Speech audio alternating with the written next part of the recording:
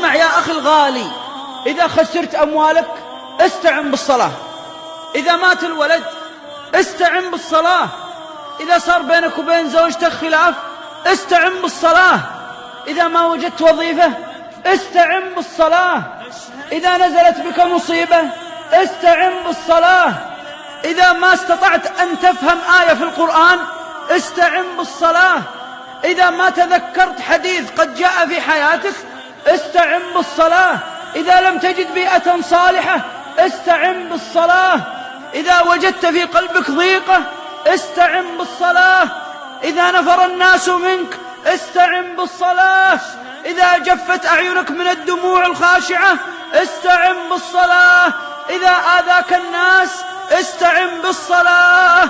وإن يا أخوة الكرام من هذه الآية تنزل علينا الكرب وتأتي علينا المصائب، وتموت الزوجة ويموت الوالدين ويموتون الأبناء وتتفرق الأسر وتطلق النساء. من منا يقبل على المسجد ساجدا راكعا لله وهو يستشعر استعينوا بالصبر والصلاة؟ من منا يجد هذا الشعور في قلبه؟ من منا إذا حمل جنازة أبوه وهو يبكي وذهب به إلى المقبرة عرف أن الملجأ المحراب فأقبل على المحراب؟ من أصحاب الأسهم لما سقطت أسهمهم كان مليونير في الصباح وأصبح مديونا في الليل؟ من منهم انكب على المساجد؟ من منهم سجد وركع؟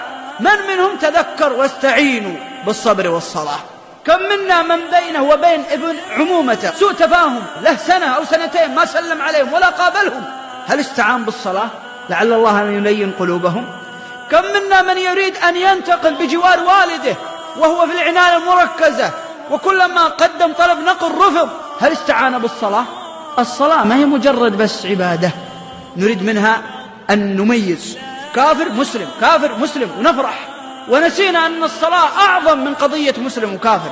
أنت يا مسلم يا من تصلي هل وجدت أثرها ونفعها؟ وجدت لذتها وطعمها وحلاوتها؟ هل حسيت أنك فعلا